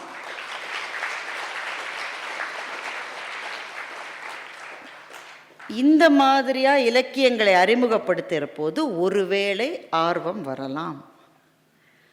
எல்லாவற்றை விட முக்கியமாக, எனக்கு உங்கள் நாட்டு சிஸ்டம் பற்றி தெரியல, அமெரிக்காவில் அதை கிரெடிட்ஸில் சேர்த்துட்டாங்க. நீங்கள் தமிழ் என்ற மொழியை படிக்கிற போது உனக்கு அதுக்கு ஒரு கிரெடிட் கிடைக்கும். இங்கே அது அப்படி செஞ்சால் அதுக்கு நீங்கள் முதல் அடி வைக்கிறதுக்கு நீங்கள் உதவினீங்கன்னா, முதல் அடி வச்சுட்டு 10ல் 8 பேர் திரும்பி ஓடி வந்துடுவான். 2 பேர் அந்த ஆர்வத்தை தெரிந்து கொண்டு அந்த கடலிலே பயணிக்க விரும்பினால் நீங்கள் அத்தனை பேரும் வெற்றி பெற்று விட்டதாகத்தான் நாங்கள் உங்களை கைகூப்பி தொடுவோம். அது நடக்கும் என்ற நம்பிக்கையைத்தான் ஐயா அவர்கள் இங்கே விதைத்து சென்றிருக்கிறார்கள். பெருமக்களே, மொழியை பற்றிய பேச்சு என்பது நீண்டு கொண்டே போகும், முடிவில்லாதது. உங்களினுடைய மனதை பற்றி பேச வேண்டும் என்பதுதான் என்னுடைய ஆசை. இந்த நெஞ்சத்துக்குள்ளே நம் ஒவ்வொருவரும், எல்லாம் ஓப்பனாக பேசலாமே, ஒவ்வொருவரும் என்ன இங்கே வந்ததுலேயே ஒரு 10 விழுக்காடு தான் ரொம்ப இளையவர்கள் மாதிரி இருக்கீங்க. மற்றவர்களெல்லாம் ஒரு அளவு ஒரு 35-40 அதற்கு மேலே இருக்க என் கண்ணுக்கு தெரிகிறது. ஆனாலும் நீங்கள் எல்லாம் மிக அழகாக இருக்கிறீர்கள், அதையும் சொல்லணும்ல. ஏதோ ஒரு கட்டத்தில் ஒரு கொடும் தனிமை நெஞ்சத்துக்குள்ளே வரும். பக்கத்திலேயே வீட்டுக்காரமாக இருப்பாங்க, வீட்டுக்காரர் இருப்பார், இல்லை பிள்ளைங்க இருக்கும். உடனே அம்மாவோ மாமியாரோ 1 ஃபோன் கால் அவே தானே. தினம் சில மாமியாரெலாம் தினம் ஃபோன் பண்ணி கேட்குது, என்ன சமைச்சேன் இன்னைக்கு? இந்த அம்மா இன்னைக்கு வரட்டு ரொட்டி ஒன்றை மட்டும் செஞ்சுருக்கு, ஏன்னா அது டயட்டில் இருக்கு. அப்புறம் அது டயட்டில் இருந்தால் குடும்பமே டயட்டில் இருக்க வேண்டியது தான். என்ன செஞ்சேன் இன்னைக்கு? ரோட்டி மட்டும்தாம்மா செஞ்சேன்னாக்கா உடனே வளர்ற பிள்ளை இருக்கான் வீட்டில், அது மட்டும் எப்படி போடுறோம்? ஒரு சோறு வச்சு ஒரு குழம்பு வைக்க மாட்டியான்னு கேட்பாங்களோன்னு பயந்துக்கிட்டு இது சொல்லுது. இல்லை இன்னைக்கு சோறு வச்சு மீன் குழம்பு வச்சு பொரியல் வச்சு அப்பளமும் பொரிச்சிருக்கேங்குது. ஒன்றும் செய்யலை, வெறும் ரொட்டி தான், சப்பாத்தி மட்டும் செஞ்சிரு. ஆனால் மாமியார் இதை விட 2 மடங்கு இல்லை, ஃபோனை வச்சுட்டு பேரனுக்கு ஃபோன் பண்ணு, உங்கள் அம்மா என்ன சமைச்சா நீ? மற்ற நேரத்தில் அவன் வாழ்க்கையில் உண்மையே சொல்ல மாட்டான். ஆனால் இந்த நேரத்தில் மட்டும் ஹரிச்சந்திரனாக புது அவதாரம் எடுத்து பாட்டி ஒன்றுமே செய்யலை, she did only rotis which is awfully bad, that's pathetic. உடனே திரும்ப ஃபோன் பண்ணி பிள்ளை சொல்லிட்டான், நீ சொல்லாமல் இருக்கலாம், அவன் சொல்லிட்டான். இந்த அம்மா உன்னை கண்ணகி பார்த்த மாதிரி பிள்ளைய பார்க்குது, வா நீ வா கொன்றுறேன் உன்னை. இப்போ இதெல்லாம் வேறு தினம் நீங்கள் சமாளிக்கணும். சமாளிக்கிறீங்களா இல்லையா? எத்தனை விஷயங்களை தான் நீங்கள் சமாளிப்பீங்க.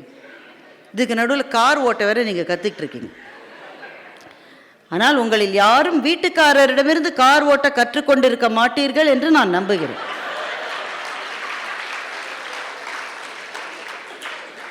ஒரு நாளும் முடியாது. நான்லாம் ஏன் கார் ஓட்டவே கற்றுக்கலன்னு நினைக்கிறீங்க? முதல்ல எங்கள் வீட்டுக்காரர்கிட்ட போய் சொல்லித்தர சொன்னேன். இப்படி திரும்ப திரும்ப திரும்ப திரும்பன்றார். இந்த மைக்கேல் மதன காமராஜன்ல திருப்பும் நான் திருப்பி காலை இடிச்சு உடச்சு அந்த மாதிரி ஆயிருமோன்னு பயந்து காரே ஓட்ட வராது. இவருக்கு நாம ஓட்டும் போது தான் அந்த கார்ல படாத அடியெல்லாம் படணும். இவர் போய் 10 இடத்துல இடிச்சுட்டு வருவார். இட்ஸ் ஸ்மால், இது ஒன்றும் இல்லை. நாம இப்படி திருப்பினாக்கா, அதனால் அவர்கிட்ட கற்றுருக்க மாட்டீங்க. கார் ஓட்டுறவங்களும் அவர்கிட்ட கற்றுக்க மாட்டீங்க. இவ்வளவு வேலையும் பார்த்துக்கிட்டு இல்லை நிறைய பேர் ஒர்க்குக்கு போகணும், வீட்டை கவனிக்கணும், வீட்டை வேறு நீட்டாக வைக்கிறீங்க நீங்கள். எங்கள் ஊரில் அந்த பிரச்சனையே கிடையாது. எல்லாத்தையும் போட்டு நாங்கள் நடுவுலையே இருப்போம். நீங்கள் அதுக்குன்னு எங்களை கேவலமாக நினைக்கக்கூடாது. துணியெல்லாம் மடித்து மடித்து வைக்கிறீங்க இல்லை உள்ள, அப்புறம் போய் எடுக்கிறதுக்கு எவ்வளோ நேரம் ஆகுது? நாங்கள் அங்கேயே வச்சுப்போம், அப்படியே எடுத்துப்போம். Haven't you heard about making life simple? அதை தான் நாங்கள் பண்ணுறோம். எல்லாம் நீட்டாக வச்சுருக்கீங்க, வீட்டு வாசலில் செடி வளர்க்குறீங்க, சிலதெல்லாம் வாழை மரம் வச்சுருக்கு. இவ்வளவு வேலையும் செய்த பிறகும் சில சமயம் நெஞ்சத்துக்குள்ளே நீங்காத ஒரு தனிமை வந்து செல்லுகிறதா இல்லையா? You feel you are absolutely alone sometimes. எல்லாரும் இருக்காங்க, ஆனால் யாருமே இல்லை. அப்போ அந்த உணர்வு உங்களுக்கு வரலன்னா உங்களுக்கு 30 வயசு கீழேன்னு அர்த்தம். அநேகமாக யாரோ ஒரு கேர்ள் ஃப்ரெண்டை பர்சியூ பண்ணிட்டு இருக்கீங்கன்னு அர்த்தம். அப்போதான் தனிமை உணர்வே வராது. அன்பே என்னை ஒரு முறை பார், அப்படி கவிதை எழுதுவார். அவருக்கு என்ன மொழி வருமோ அதில் எழுதுவார். என்னை ஒரு முறை பார்த்தா என் நெஞ்சத்துக்குள்ளே முள் தேய்த்தது, இன்னொரு முறை பார் முள்ளை முள்ளால் தானே எடுக்க வேண்டும் எழுதுறேன். உன் பாதம் பதித்த இடத்தில் அன்பே நான் சாதம் போட்டு சாப்பிடுவேன். எங்க ஊர்ல ஒரு பையன் எழுதியிருக்கான், அந்த பொண்ணு துப்பிருச்சு, தெருவிலியா சாப்பிடுற நீ. இதெல்லாம் இந்த தனிமையே வராது. ஏன்னா you are surrounded bye friends. எவ்வளோ நண்பர்கள் இருந்தாலும் போற. ஆனால் அந்த கட்டத்தை கடந்த உடனே ஒரு மாபெரும் தனிமை நெஞ்சத்துக்குள்ளே, என்னவோ விவரிக்க முடியாத ஒரு தனிமை. அந்த தனிமைக்கு ஒரே ஒரு மருந்து உங்கள் இளமையிலே நீங்கள் வாழ்ந்த வீட்டையோ இளமையில் உங்களோடு இருந்த நண்பர்களையோ பார்ப்பது மாத்திரம்தான். அதை தவிர அதற்கு மருந்தே கிடையாது.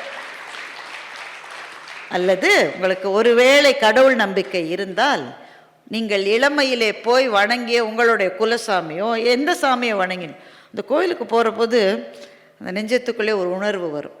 அதை வார்த்தைகளால் சொல்ல முடியாது. நீங்கள் ரொம்ப ரிலீஜியஸ்ன்றதுனால அது வரல. இந்த இடத்துல தான் உங்கள் அம்மா நின்று இருக்காங்க, உங்கள் பாட்டி நின்று இருக்காங்க, உங்கள் அப்பத்தா நின்று இருக்காங்க, உங்கள் குடும்பமே அங்கே நின்று இருக்கு. அந்த குடும்பத்தில் யாராவது உங்ககிட்ட சொல்லியிருப்பாங்க, ஒரு நாள் அவன் நம்மளை கைவிட மாட்டாடான்னு சொல்லியிருப்பாங்க. அந்த சொல்லு நெஞ்சத்திலே இருக்கிற போது அந்த தனிமை வராது. இந்த தனிமை வராமல் இருப்பதற்கு என்ன செய்யணுன்றத எனக்கு பாக்கி இருக்கிற 15 நிமிஷத்தில் நான் சொல்லணும். 15 நிமிஷம் இருப்பீங்களா? எனக்கு கூட தான் பசிக்குது, நான் அதுக்குன்னு பேச்சை நிறுத்திட்டா போறேன். தனிமை வராமல் இருப்பதற்கு எனக்கு தெரிந்தது ஒன்றே ஒன்று தான். பர்பஸ்ன்னு சொல்லுவாங்கல்ல, ஏதோ ஒரு செயல் திட்டம், வாழுவதற்கான ஒரு பொருள். வாழ பொருள் இருக்கிறது உங்களிடம், அதை நிறைய ஈட்டிட்டீங்க கஷ்டப்பட்டு. அதனால தான் அந்த கதையை சொன்னேன். ஒரு சாதம் கதையை சொன்னது அது ஒன்றும் ஈஸி இல்லைங்க. பணம் சம்பாதிப்பதுன்னு எளிதா? இந்த இந்தியாவிலேருந்து வந்தவங்களுக்கு தெரியும். நீங்கள் இங்கே வந்த உடனே அங்கே இருக்கிற உறவுக்காரங்க அத்தனை பேரும் ஆஸ்திரேலியா போய்ட்டு பெரிய ஆளுன்னு நினச்சிக்கிட்டு இருக்கா. இவளுக்கு கணக்கே வராது. கோட் அடித்தா எப்படிலாம் உங்கள் பெருமையை குறைக்க முடியுமோ அப்படிலாம் குறைப்பாங்க. இங்கேருந்து ஊருக்கு போவீங்க இல்லை இந்தியாவுக்கு, உங்களை ரொம்ப கை கூப்பி நான் கேட்டுக்கிறேன், கிஃப்ட் எதுவும் வாங்கிட்டு போயிடாதீங்க. இதெல்லாம் எங்கள் ஊர்லேயே சீச்சின்னு கிடைக்குதும்பாங்க. இங்கே என்னதான் வாங்கிட்டு போங்களேன். அந்த பொருள் வேண்டான்னு இல்லை, வாங்கிட்டு வந்த நீ என்னை விட கொஞ்சம் கீழே அப்படின்னு உங்களுக்கு எப்படி சொல்றது? எப்படியாவது சொல்லணும். அதை நீங்கள் சொல்ல முடியாதபடி இருக்கீங்க. இங்கேருந்து போனோன்னு கொஞ்சம் பளபளன்னு வேற தெரியுறீங்க. எங்களுக்கெல்லாம் எவ்வளோ கஷ்டமாக இருக்கும்னு நீங்கள் யோசிக்கிறது இல்லை.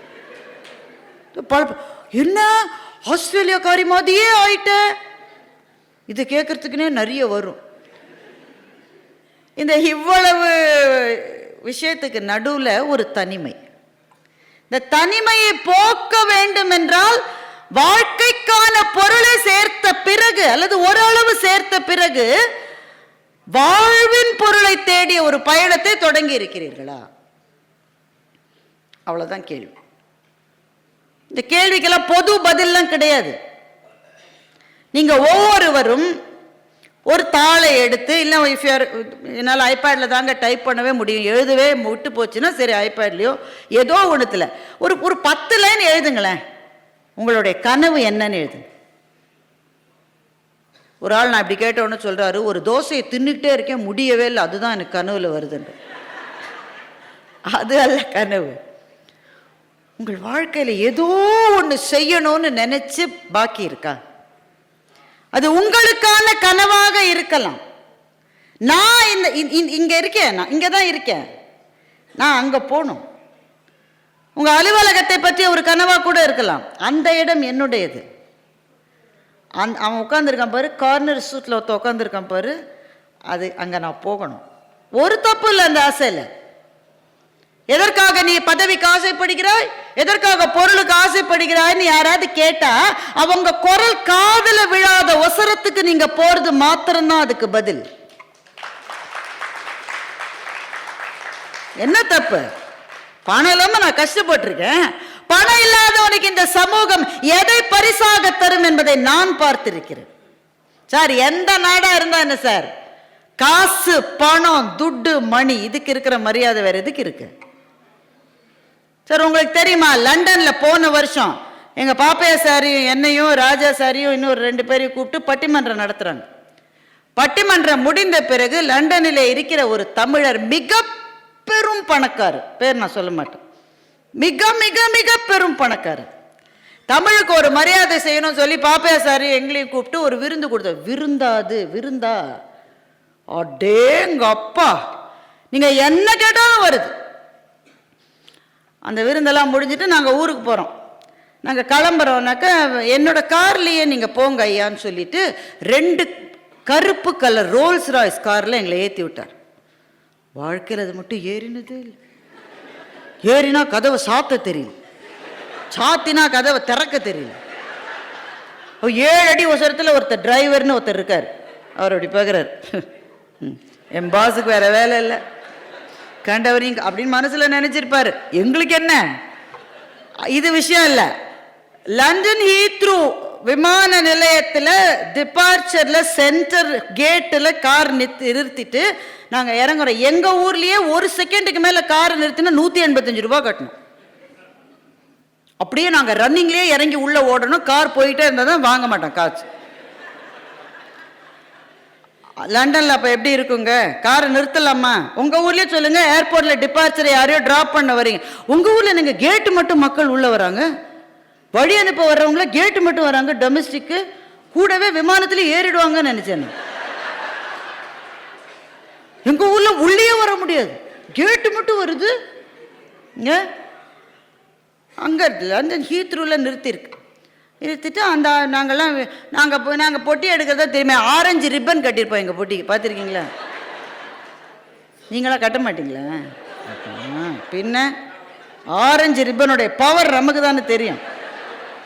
அதுக்குன்னே ரிப்பன் வாங்கும்.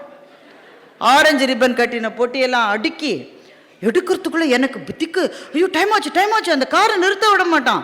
அந்த டிரைவர் என்கிட்ட சொல்கிறான், I will carry your luggage till there, I will check you in. அட பாவி, கார் நிற்குதுடா. என்ன அப்படி பார்த்தான். Let's go. உள்ளே எங்களோட 20 நிமிஷங்க, 20 நிமிஷம் நாங்களாம் செக்இன் ஆகிறதுக்கு. ஏன்னா எப்போவும் நம்ம லக்கேஜ் எப்போவும் வெயிட் அவன் சொல்கிறத விட 3 kg ஜாஸ்தியாக, எப்படின்னே புரியல. வீட்டில் பண்ண போது ஒழுங்காக தானே, நடுவில் எவன் திறந்து எதை உள்ளே போட்டான்.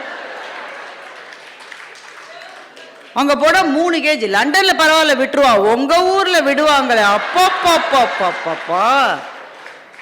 1 kgக்கு $60 கேட்குறாங்க. நான் பொருளெல்லாம் தூக்கி வெளில போடுறேன்டா, அதுக்கு வேற ஃபைன் பண்ணுறான் வெளியில் போட்டான். அங்கேயே ரோல்ஸ் ராய்ஸ் நிற்குது, ஒன்றும் சொல்லலை. யாருடைய பவர் அதுன்னு நினைக்கிறீங்க? பணத்தோடைய பவர். ஒரு சாதாரண காரங்க நின்னுட முடியுமா? 1 செகண்ட் நிற்க முடியுமா கூடுதலா? யாருடைய காரு என்ன மாடல் என்பதை வைத்து எந்த விதிகளுக்கும் ஒரு விலை இருக்கிறது என்றால் நண்பர்களே, பணம் தான் இந்த உலகத்தில் நம்முடைய அவமானங்களை துடைக்கிற கருவியாக இருக்கிறது. அதனால்தான் செய்க பொருளை செருணர் செருக்கு அறுக்கும் எஃகு அதனில் கூறியது இல்லைன்னு எங்க வள்ளுவர் சொன்னார். உன்னை பார்த்தா அன்னைக்கு சிரிச்சால ஒருத்தன், நீ எல்லாம் ஆஸ்திரேலியாவுக்கு போய் ஓரமாக போய் விளையாடுன்னு சொன்னால உங்களை. நீங்கள் ஆஸ்திரேலியா வந்து சேர்ந்த உடனே முதல் ஃபோன் கால் அந்த ஆளுக்கு தானே பண்ணீங்க. சித்தப்பா வந்துட்டேன் சித்தப்பா ஆஸ்திரேலியா, உள்ள விட்டோம்னான்றார். அவருக்கு அவ்வளோ வருத்தம் அதில். அந்த ஆளுக்கு தானே முதல், அம்மா கூட அப்புறம் தானே ஃபோன் பண்ணீங்க, முதல் கால் அந்த ஆளுக்கு தானே. அன்னைக்கு அந்த நாள் எப்படி இருந்தது உங்களுக்கு? அன்னைக்கு தாங்க வாழ்ந்தீங்க நீங்கள். அது மட்டும் வாழலை, அன்னைக்கு தான் வாழ்ந்தீங்க. அப்போ எனக்கு பணமோ பதவியோ அதை கொடுக்கணும்னா அதை தேடி நேர்மையான வழியில் நான் போவது உங்கள் கனவு என்றால் அதை எழுதுங்கள். இல்லை அதுக்கெல்லாம் வந்துட்டேன், எனக்கு அது கனவு இல்லை.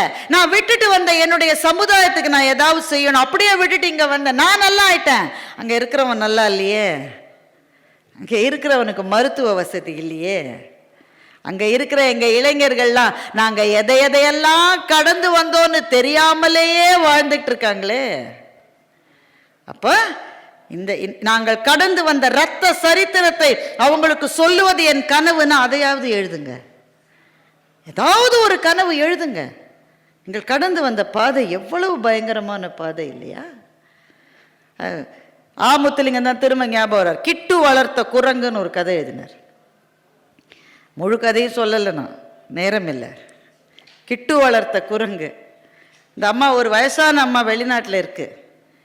கிட்டு பிறந்த நாள் இறந்த நாள் ஒரு பத்திரிக்கையில் வந்திருக்கு. அந்த அம்மா பதறுது, இறந்த நாள் தப்பாக போட்டிருக்கான், தப்பு டேட்டு தப்பாக போட்டுட்டான். பசங்க எல்லாம் ஒன்றும் மதிக்கலை. சரி தப்பாக போட்டா என்னப்பா, தப்பாக போட்டிருக்கான்டா இந்த தேதி. எனக்கு உனக்கு உன் பையன் பேரே ஞாபகம் இல்லை, உனக்கு காலையில் சோறு தின்னியா இல்லையான்னு ஞாபகம் இல்லை, உனக்கு இந்த தேதி மாடு. காலையில் சாப்பிட்டேனா இல்லையான்னு மறந்து போகுண்டா, இந்த தேதி மறக்காதுடா எனக்கு, நான் அன்னைக்கு அங்கே தாண்டா இருந்தேன்னு அந்த அம்மா சொல்லுது. சரி, இப்போ என்ன செய்ய முடியும்? தேதி தப்பாயிருச்சு. அந்த அம்மா சொல்லுது, எனக்கு வேற ஒன்றும் இல்லை, என்ன மாதிரி சில பேர் இருக்கிற மட்டும்தான் இந்த தேதி தப்பு அப்படின்னு சொல்கிறதுக்காவது ஒரு ஆள் இருக்கும். நாங்களும் இல்லைன்னா இந்த தேதி தப்புன்னு தெரிஞ்சவங்க கூட எவனுமே இங்கே இருக்க மாட்டானேடா, அதுதான் எனக்கு கவலைன்னு சொல்லு.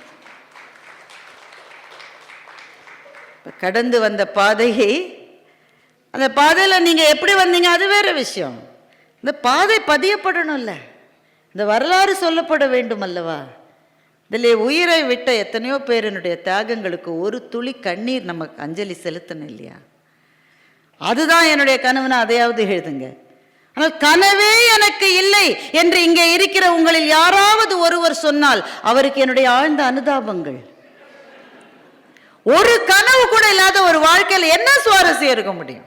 வெந்ததை தின்று விதி வந்தால் மாய்கிற வாழ்க்கையாக அது மாறிவிடும். தயவு செய்து உங்கள் அது பர்சனல் கனவு. உடனே பக்கத்தில் உங்க கனவு என்ன, நான் வேணா, நான் எதுக்கும் எங்க வீட்டுக்காரரை கேட்டுடும். அதே மாதிரி தான் ஆண்களுக்கும் எங்க வீட்டுக்கார மாட்டேன் டிஸ்கஸ் பண்ணிட்டு, நீங்க முடிவு செய்யணும். உங்களுக்கு 70 வயசானாலும் பரவாயில்ல, உங்களுக்கு 75 வயசானாலும் பரவாயில்ல. முதியவர்களுக்கு கனவு இருக்குமானா? 87 வயது முதியவர் ஒருவர் என்கிட்ட ஒரு தடவை சொன்னார், எனக்கு ஒரு கனவு இருக்குன்னார். நம்ம உடனே கேள்வி வருது இல்லை, ஏன்னா நம்ம புத்தி சில ஸ்டீரியோ டைப்ஸ்ல வெளியில வரணும் பாருங்க. இங்க இந்த எங்களை எல்லாம் அறிமுகப்படுத்திய தம்பி, அவர் பேர் தெரியல, ரொம்ப அழகா பண்ணார், அவருக்கு ஒரு கைத்தட்டல் கொடுங்க. நல்ல தம்பி, அருமையான தம்பி, எங்களை எல்லாம் புகழ்ந்து சொன்னார். அவரை பற்றி ரொம்ப மகிழ்ச்சி. அவர் ஆரம்பத்தில் ஒரு லைன் சொன்னார், கவனிச்சிங்களா இல்லையா? பொன்னகையை பார்த்தால் பெண்களுக்கு புன்னகை வரும், பெண்களினுடைய புன்னகையை பார்த்தால் ஆண்களுக்கு புன்னகை வரும். This is what is stereotyping. எங்களுக்கு பொன்னகையை பார்த்தா மகிழ்ச்சி வரும்னு உங்களுக்கு யார் தம்பி சொன்னது?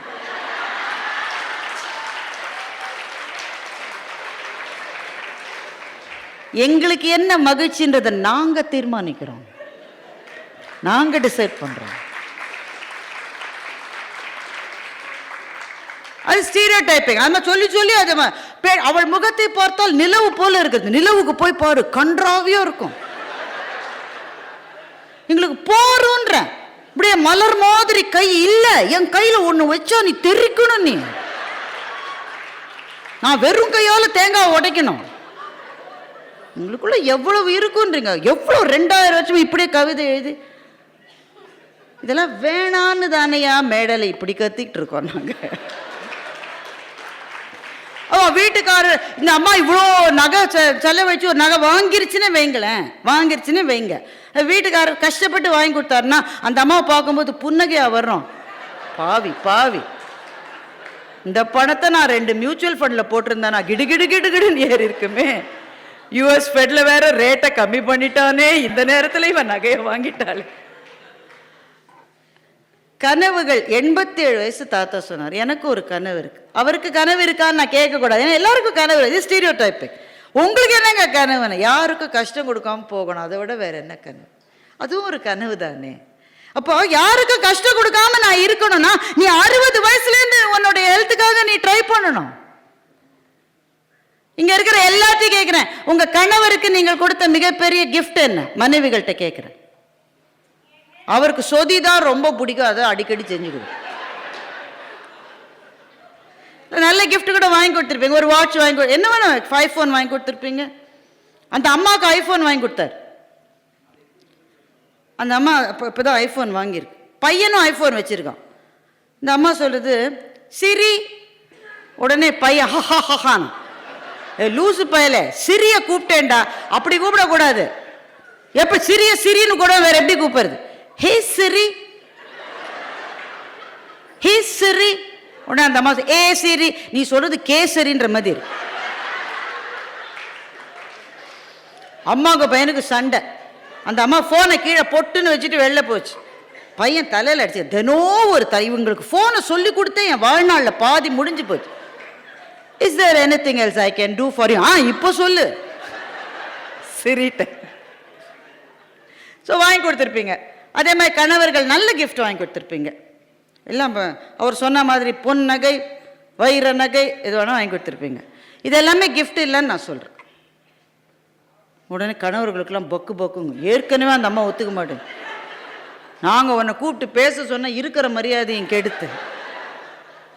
இதெல்லாம் கிஃப்ட்டு தான். இதை விட பெரிய கிஃப்ட் இருக்கு. உங்களுக்கு 60 நீங்கள் நெருங்குகிற போது உங்கள் வீட்டுக்காரருக்கோ அல்லது உங்கள் மனைவிக்கோ நீங்கள் கொடுக்கக்கூடிய மிகப்பெரிய பரிசு என்பது உங்களுடைய ஹெல்த் மாத்திரம்தான், உங்களுடைய ஆரோக்கியம் மாத்திரம்தான்.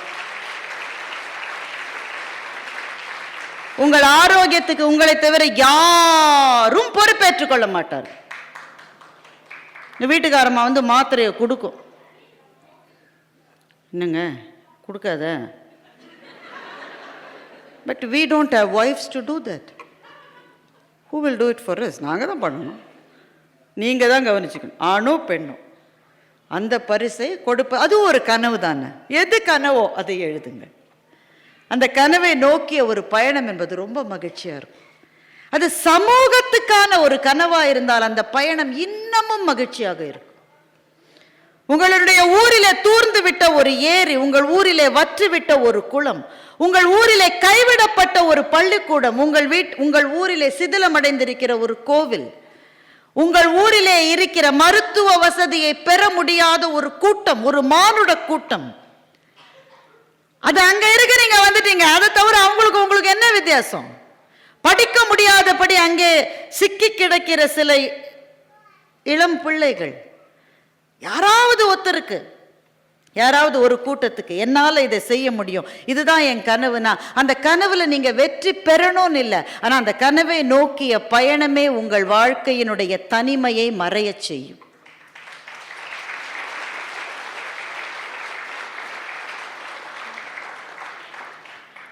அந்த ஒரு விஷயத்தை தான் உங்களிடம் சொல்ல வேண்டும் என்று செய்யறதுக்கு நிறைய இருக்குங்க. உங்க ஊர்லயே நீங்க பாருங்க, செய்யறதுக்கு நிறைய இருக்கு. நம்ம வீட்லயே இருக்கோம், நமக்கு என்ன வேலை கம்மியாவா இருக்கு? ஃபைனல் டயக்னோசிஸ்னு ஆர்தர் ஹேலியோடைய கதை ஒன்று, அதில் ரொம்ப பிடித்த ஒரு இடம்.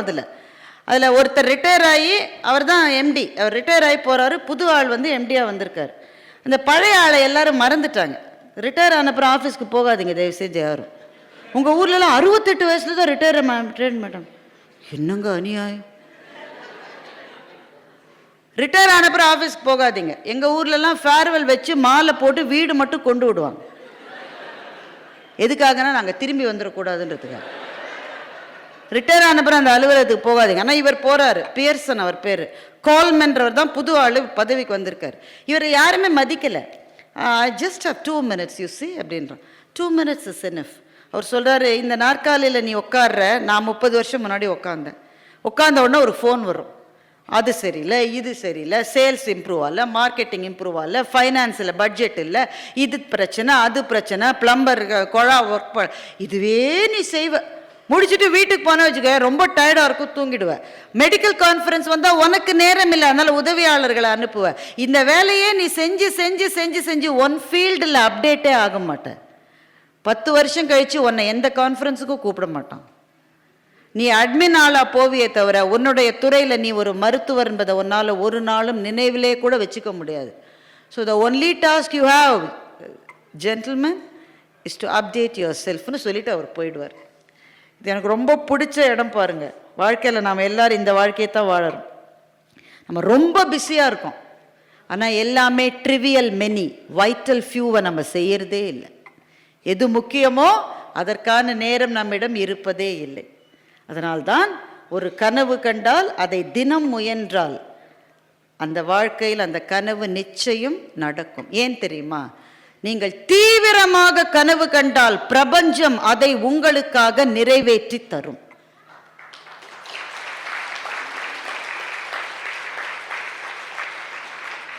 முடிக்கிறதுக்கு முன்னாடி ஒரு கதையை சொல்லி முடிச்சிடுறேன். இந்த கனவை நோக்கி போகிற போது ஒரு சின்ன பிரச்சனை வரும். சின்ன பிரச்சனை, பெரிய பிரச்சனை, சின்ன பிரச்சனை. பல பேர் நம்ம பார்த்து இதெல்லாம் ஒரு வேலை, இதற்காக அப்படின்னு சொல்கிறதுக்குன்னே ஒரு கோஷ்டி இருக்கும். அவங்க பேச்சை காதில் வாங்காதீங்க. ஒரு காட்டில் ஒரு புலிக்கும் ஒரு கழுதைக்கும் சண்டை வந்தது. யாருக்கு யாருக்கும் சண்டை வந்தது?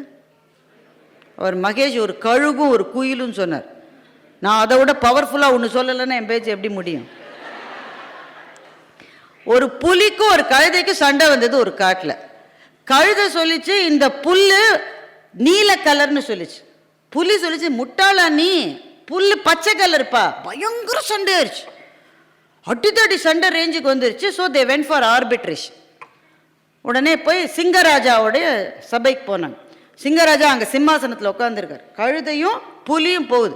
போகும்போதே கழுதை, சிங்கராஜா இந்த புலி சொல்றான் இந்த புல்லு வந்து பச்சை கலர்னு சொல்றான், நீ என்ன சொல்ற? சிங்கராஜா கிட்ட நான் சொல்றேன் இது நீல கலர், நீங்க தான் ஒரு தீர்ப்பு சொல்லணும். சிங்கராஜா சொன்னார் புல்லு நீல கலர் தான்.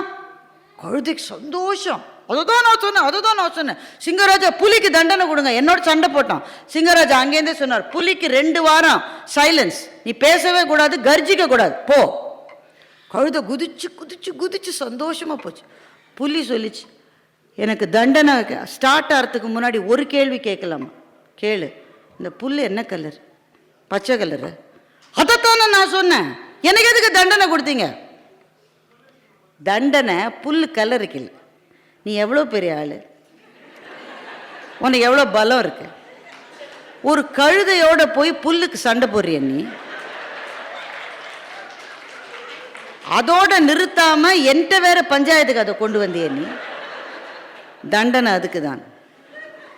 ஸோ நான் கிரிக்கெட் பார்த்த கதையிலேருந்து தான் ஆரம்பித்தேன், அங்கேயே முடிச்சிடலாம். அதே கிரவுண்டில் போன 50 ஓவர் மேட்ச் நடந்ததில்ல, அதில் கடைசி 2 பால் பாக்கி இருக்கு. இந்தியாவினுடைய அஸ்வின் பேட்டிங்க்கு நிற்கிறார். அவங்களுக்கு தேவையானது 3 ரன்னோ 4 ரன்னோ, இருக்கிறது 2 பால். அந்த பால் வந்தது, எவ்வளோ பதட்டோன்னு மட்டும் யோசிச்சு பாருங்க. ஏன்னா யாரோட விளையாடுறோன்னா, ஆஸ்திரேலியன்ஸோட விளையாடினா கூட நாங்கள் அமைதியாக இருப்போம், பாகிஸ்தானோட விளையாடுறோம், தோத்துட்டானா ஊருக்கு வர முடியாது. ஸோ என்ன ப்ரெஷர்னு பாருங்க. அந்த பால் வருது, ஹீ saw the ball, அந்த பால் அவர் விளையாடல. அதுக்கு கிரிக்கெட்டில் ஒரு டேர்ம் இருக்குது, வெல் லெஃப்ட் அப்படின்னு ஒரு டேர்ம் இருக்குது. சில பால் சரியா இல்லைன்னா ட்ரையே பண்ணக்கூடாது, என்ன ப்ரெஷர் இருந்தாலும் ட்ரை பண்ணக்கூடாது. It is called well left. அந்த பாலை விட்டதுனால அது எனிவே நோ பால் ஆயிடுச்சு, கூடுதலாக ஒரு பால் கிடச்சிது, இவரை கம்ஃபர்டபுளாக அடிச்சிட்டாரு, ஜெயிச்சிட்டார். Well left is a good technique, not only in cricket but in life also. எல்லாத்துக்கும் போய் சண்டை போடக்கூடாது.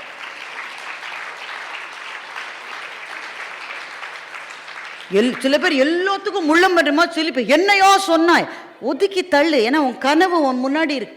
எல்லாரோடையும் சண்டை போட்டு எல்லாரையும் கன்வின்ஸ் பண்ணி எல்லாரும் நீ தான் பரதேவதை, நீ தான் தெய்வம், நீ தான் சொல்லவே மாட்டாங்க அவங்கள.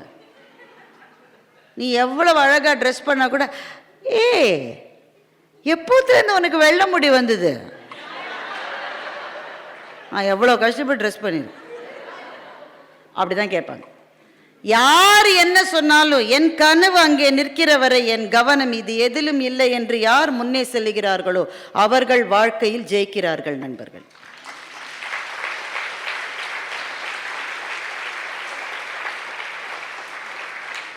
மொழியிலிருந்து ஆரம்பித்த இந்த பேச்சு, மொழி உங்களுக்கு தருகிற சவாலை தொட்டு உங்களினுடைய தனிப்பட்ட பிரத்யேகமான நெஞ்சத்துக்குள்ளே இருக்கிற தனிமையை மாற்றுவதற்கு உங்களுக்கு தேவை ஒரு கனவு என்றும், அந்த கனவை நோக்கி செல்லுகிற பாதையில் தேவையில்லாத பேச்சுகள் வருகிற போது நம் காது கேட்கவில்லை என்று நினைத்து கொண்டு முன்னேறி செல்ல வேண்டிய அந்த ஊக்கத்திலும் வந்து முடிந்திருக்கிறது.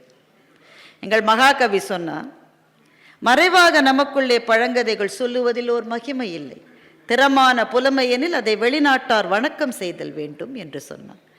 வெளிநாட்டாருக்கு மத்தியிலே வாழ்கின்ற போதும் நம்முடைய மொழியை, அந்த மொழி பேசுகிறவர்கள் எவ்வளவு குழுவாக பிரிந்திருந்தாலும் ஒன்றாக இணைந்து நிற்கிற நம்முடைய பெற்றியை வெளிநாட்டார் வணக்கம் செய்ய வேண்டும். அதற்கான இடத்திலே காலம் உங்களை நிறுத்தி இருக்கிறது. அப்படி நிறுத்தப்பட்ட இடத்திலே மொழியால் இணைந்து, மொழியால் உயர்ந்து, நம்முடைய மொழியை நெஞ்சத்துக்குள்ளே சுமந்து காலம் கையிலே கொடுத்திருக்கிற இந்த கடமையை அடுத்த தலைமுறையினரிடம் கொண்டு சேர்க்கிற மகத்தான பணியில் நீங்கள் வெற்றி பெற வேண்டும் என்ற என் வாழ்த்தை சொல்லி,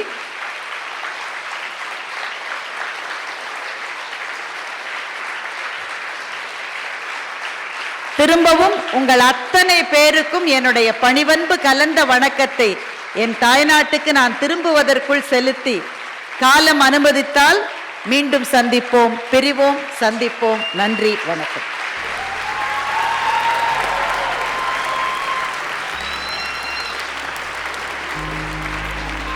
Hallmark Buyers Agency presents Agni Sira Google.